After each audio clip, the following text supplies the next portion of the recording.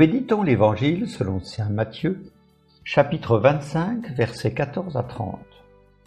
Tu as été fidèle en peu de choses, entre dans la joie de ton Seigneur. En ce temps-là, Jésus disait à ses disciples cette parabole. Un homme qui partait en voyage appela ses serviteurs et leur confia ses biens. À l'un, il remit une somme de 5 talents, à un autre 2 talents, au troisième, un seul talent, à chacun selon ses capacités. Puis il partit.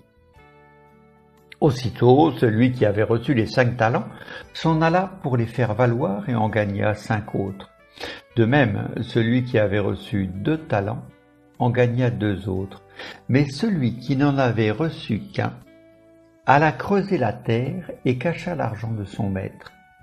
Longtemps après, le maître de ses serviteurs revint et il leur demanda des comptes.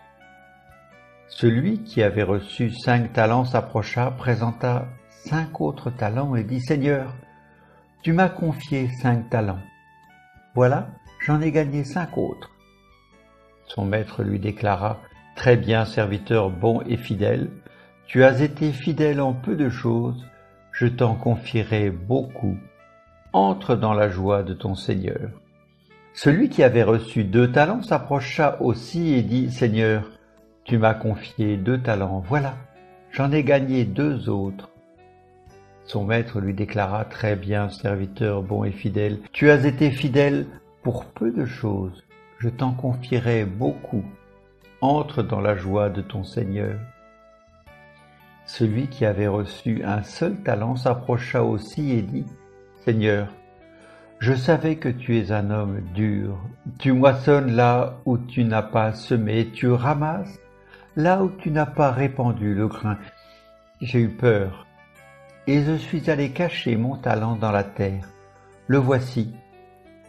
Tu as ce qui t'appartient. » Son maître lui répliqua « Serviteur mauvais et paresseux, tu savais que je moissonne là où je n'ai pas semé, que je ramasse le grain là où je ne l'ai pas répandu. Alors il fallait placer mon argent à la banque et à mon retour, je l'aurais retrouvé avec des intérêts. Enlevez-lui donc son talent et donnez-le à celui qui en a 10. Car à celui qui a, on donnera encore, et il sera dans l'abondance. Mais celui qui n'a rien se verra enlever même ce qu'il a.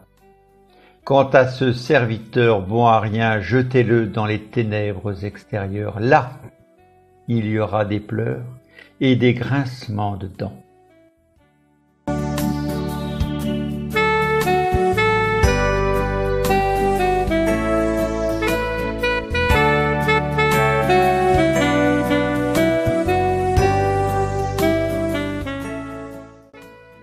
Prière.